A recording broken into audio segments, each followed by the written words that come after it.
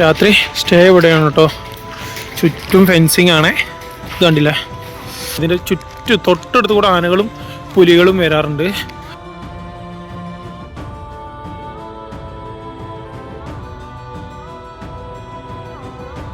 നമുക്കിവിടെ കുറച്ചു നേരം നിന്ന് നോക്കാട്ടോ. കണ്ടോ, കേൾക്കുന്നുണ്ടോ? പടക്കം പൊട്ടിക്കുന്നുണ്ട്. അതായത് ഈ പൈൻ ഫോറസ്റ്റിന് അങ്ങേ സൈഡ് കൃഷിസ്ഥലമാണ്.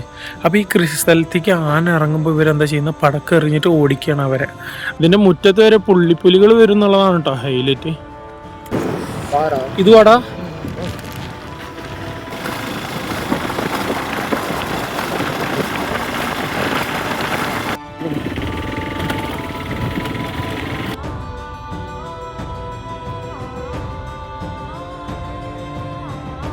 ഞാൻ ഉറങ്ങിയിട്ടില്ല രാത്രി മൊത്തം. എന്തെങ്കിലുമൊക്കെ ജീവൻ പോയിൻ്റെ.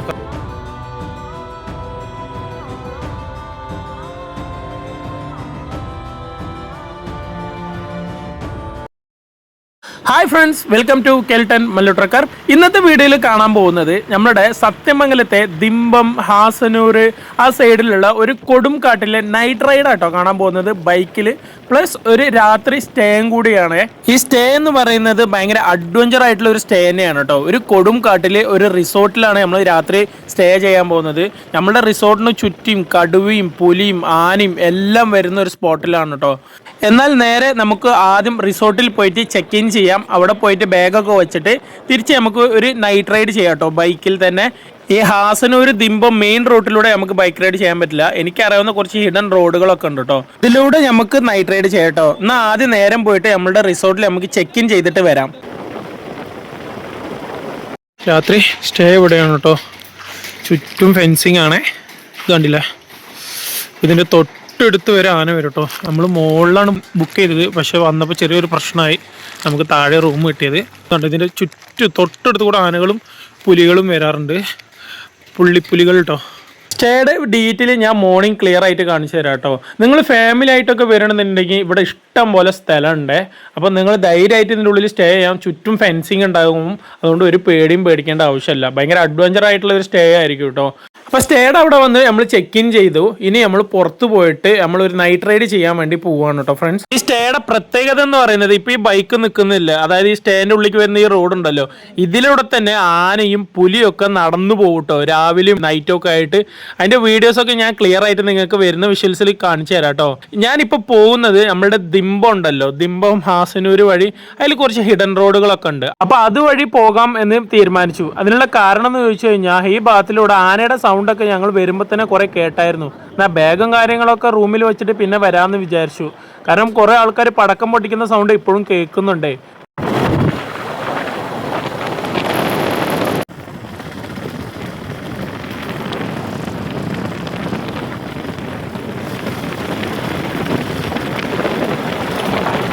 ഇതിടെ മുന്നൊക്കെ നമ്മൾ ഒരുപാട് ദിമ്പം, ഹാസനൂർ ആ നൈറ്റ് റൈഡൊക്കെ ചെയ്തിട്ടുണ്ട് കേട്ടോ. അതിന് മുന്നൊക്കെ നമുക്ക് നല്ല അടിപൊളിയായിട്ട് പുള്ളിപ്പുലിയുടെയും നല്ല കൊമ്പന്മാരുടെയും സൈറ്റിങ്സ് ഒക്കെ കിട്ടിയിട്ടുണ്ടായിരുന്നു. ആ വീഡിയോസൊക്കെ കാണാത്തവർക്ക് ഞാൻ ഡിസ്ക്രിപ്ഷനിൽ ഏതായാലും ലിങ്ക് കൊടുക്കാം. നിങ്ങൾ ജസ്റ്റ് ഒന്ന് കയറി നോക്കിയിട്ട് നിങ്ങളുടെ അഭിപ്രായ നിർദ്ദേശങ്ങളൊക്കെ കമൻറ്റിൽ അറിയിക്കണം കേട്ടോ. ഭയങ്കര ത്രില്ലിംഗ് ആയിരിക്കും. ഈ ത്രില്ലിംഗ് ഒക്കെ ഇഷ്ടപ്പെടുന്ന ആൾക്കാർക്കൊക്കെ പറ്റിയ വീഡിയോസാണ് അതൊക്കെ. പുള്ളിപ്പുലിയും ആനൊക്കെ നമ്മുടെ കാറിൻ്റെ തൊട്ടടുത്ത് തന്നെ വന്ന് നിൽക്കും കേട്ടോ. എടാ, ബൈക്കിലൊക്കെ ഇതിൽ യാത്ര ചെയ്യാൻ പറ്റുമെന്ന് ചോദിച്ചാൽ ഭയങ്കര റിസ്ക് ആണ്.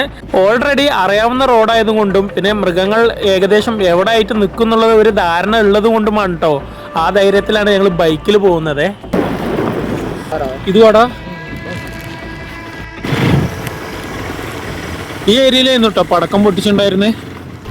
കുറെ ആൾക്കാരൊക്കെ ടോർച്ചടിച്ച് നോക്കുന്നുണ്ട്. ഞങ്ങൾ ഓഫ് റോഡ് ചെയ്ത് പോവാണ്.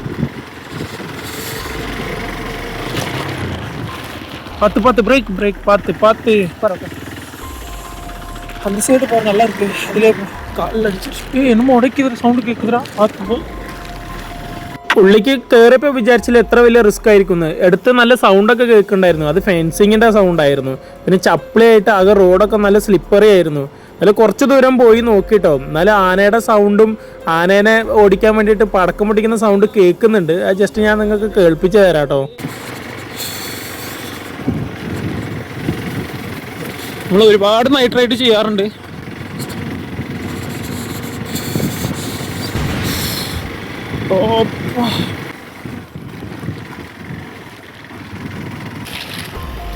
ഇപ്പൊ ആ ഫുള്ളും കൃഷി സ്ഥലം. ഇവിടെ നിന്നാണ് ഇപ്പൊ പടക്കം പൊട്ടിക്കുന്ന സൗണ്ട് കേട്ടത്. അപ്പൊക്ക് ഓടിച്ചു വിട്ടോന്നും അറിയില്ല കേട്ടോ. இந்த സൈഡിൽ പോ. ആ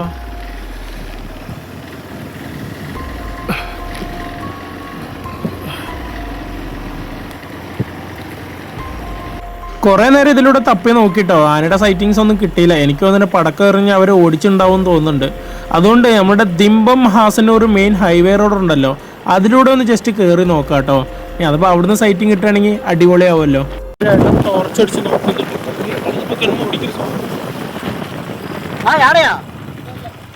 ആ ശരി ഇങ്ങനെ ഒരു ടോർച്ച് അടിച്ച് നോക്കുന്നുണ്ടേ. അപ്പോൾ ഈ കാണുന്ന ഈ ഗ്രൗണ്ടില് ഇവിടെ സ്ഥിരമായിട്ട് ഒരു കൊമ്പനെ കാണാറുണ്ടെന്നാ പറഞ്ഞത്. അവനാണെന്നാ വിചാരിച്ചിട്ട് ഞങ്ങൾ ഇറങ്ങിയതാണ്. ഇവിടെ എല്ലാവരും ടോർച്ച് അടിച്ച് നോക്കുന്നുണ്ട്. പട്ടി കുറെ നേരമായിട്ട് കുറയ്ക്കുന്നുണ്ട്. അപ്പൊ മേ ബി ഇറങ്ങിയിട്ടുണ്ടാവും ആനകള്.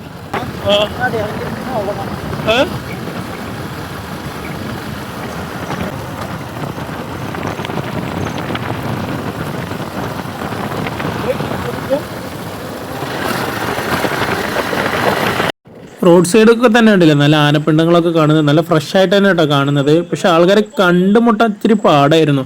ഈ മഴക്കാലം ആയതുകൊണ്ടും കാട് നല്ല രീതിയിൽ വളർന്നിട്ടുണ്ടേ. അപ്പോൾ എടുത്ത് നിന്നിട്ടുണ്ടെങ്കിലും കാണാൻ നല്ല ബുദ്ധിമുട്ടാണ്.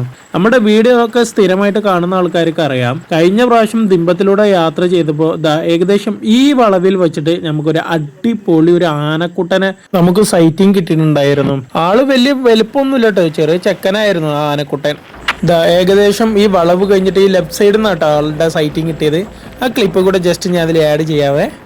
അതേ നിൽക്കണോ നമ്മുടെ കുട്ടിക്കൊമ്പൻ കേട്ടോ. കുടുംബത്തിൽ നിന്നും പിരിഞ്ഞു വന്നിട്ടുള്ള ഒരു പ്രായമാണ് ഇതൊക്കെ. അപ്പോൾ എന്താ ചെയ്യേണ്ടതെന്ന് അറിയാതെ ഒറ്റയ്ക്ക് നിന്ന് ഇങ്ങനെ കഴിച്ചുകൊണ്ടിരിക്കുകയാണ് ആള് കാണാൻ നല്ല തലയെടുപ്പും ഭംഗിയും ഉണ്ടായിരുന്നു കേട്ടോ. ഒരു കാലത്ത് എന്തായാലും നല്ല ബലം വരും ഈ കാട്ടിലൂടെ ആള്. ഇപ്പോൾ കുട്ടിക്കൊമ്പൻ്റെ കാഴ്ച കണ്ടിട്ട് നമുക്ക് വീണ്ടും റിസോർട്ടിലോട്ട് തന്നെ പോവാട്ടോ. പോകുന്ന വഴി നേരം കൂടുന്തോറും ഭയങ്കര റിസ്ക്കായി മാറിക്കൊണ്ടിരിക്കുകയാണേ. തിരിയുമ്പോ ആനുണ്ടെങ്കിൽ പണി പാളിട്ടോ. ആ അതെ പാത്തിരിക്ക വീഡിയോ ഇതില് ആനകൾ സ്ഥിരം ഈ വഴിയിൽ തന്നെ നിൽക്കാറുണ്ട് കേട്ടോ, രാത്രിയും പകലും ഒക്കെ ആയിട്ട്. അതുകൊണ്ടാണ് തിരുമ്പോ ആനുണ്ടെങ്കിൽ പണി പാളി എന്ന് പറഞ്ഞത്. പക്ഷെ കേറിപ്പോയി ചാടുന്നത് ആനയുടെ മുന്നിലായിരുന്നില്ല, നല്ലൊരു പുള്ളിപ്പുലിയുടെ മുന്നിലായിരുന്നു. തൊട്ട മുമ്പിൽ തന്നെ പുള്ളിപ്പുലി. ഫ്രണ്ട്സ്, ഇത് ഞാൻ എടുത്ത വീഡിയോ അല്ല കേട്ടോ, ഓൾറെഡി ഈ റിസോർട്ടിലുള്ള ജോലി ചെയ്യുന്ന ആൾക്കാരെടുത്ത വീഡിയോ ആണ്. ഇപ്പോൾ നമ്മൾ ബൈക്ക് കയറ്റി വന്നില്ല, അവിടെ തന്നെ കേട്ടോ ഈ പുലി വഴി തടഞ്ഞു നിൽക്കുന്നത്. അവരുടെ നിന്ന് വാങ്ങിയ ഫുട്ടേജ് ആണിത്. ശരിക്കും പറഞ്ഞാലുണ്ടല്ലോ, ഈ വഴിയിലൂടെ തന്നെ ഈ കാണുന്ന പുള്ളിപ്പുലികളും കടുവകളും ആനകളൊക്കെ വരും കേട്ടോ. അത്ര ഡേഞ്ചർ ആയിട്ടുള്ള ഒരു റിസോർട്ടാണ് ഈ എവർഗ്രീൻ റിസോർട്ട് എന്ന് പറയുന്നത്. നമുക്ക് വേണ്ടിയിട്ടാണ് തുറന്നിട്ടിരിക്കുന്നത്. നമ്മൾ ഉള്ളിലേക്ക് പോയാൽ അപ്പം ഫെൻസിങ് ഓണാക്കെ.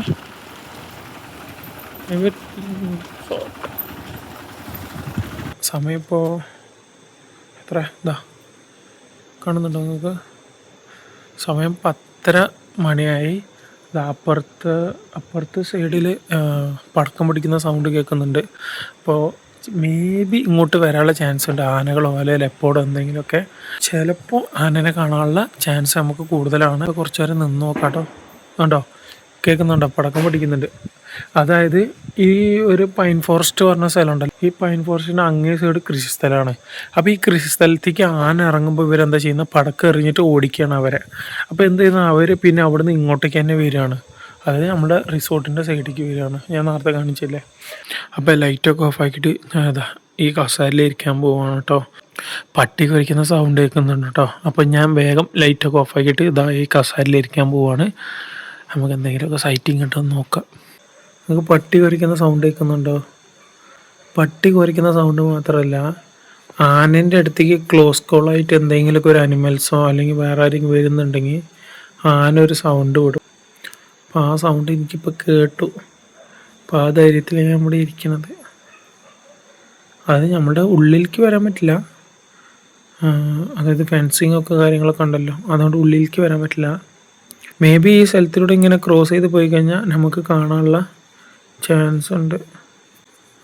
സോ അതുകൊണ്ടാണ് ഞാൻ മെല്ലെ സംസാരിക്കുന്നത്. രാത്രി മുഴുവൻ ഉറങ്ങാതെ നിന്നിട്ട് പകല് ആശാൻ ഇങ്ങനെ പോകുന്നുണ്ടല്ലോ കൊമ്പം. നമ്മൾ റിസോർട്ടിൻ്റെ തൊട്ടടുത്ത് കൂടെ കേട്ടോ പോകുന്നത്.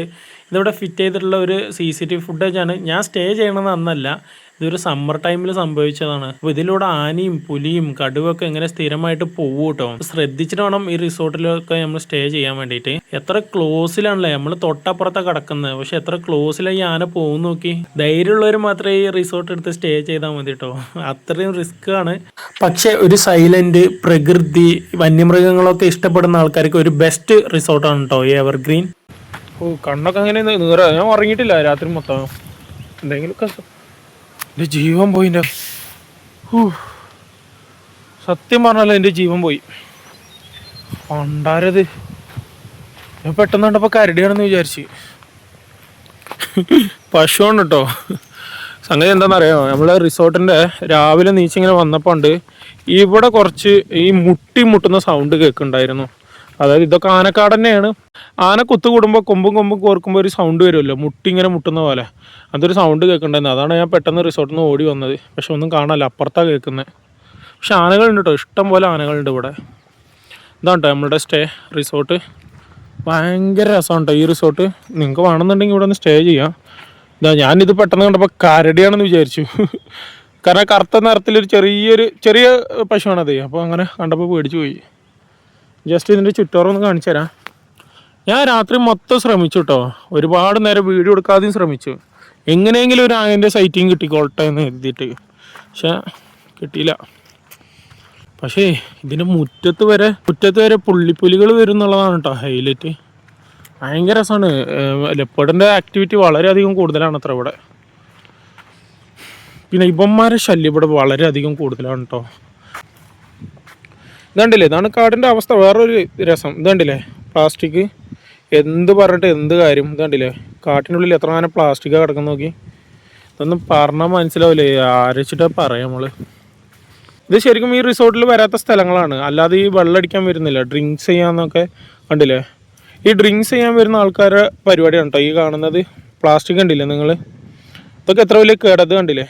എന്താ ഈ കുരങ്ങ് കാണിക്കണുണ്ടില്ലേ, പ്ലാസ്റ്റിക് അതിന് എന്തെങ്കിലും നക്കാൻ കിട്ടുമെന്ന് നോക്കി നക്കിക്കൊണ്ട് നിൽക്കുകയാണ്.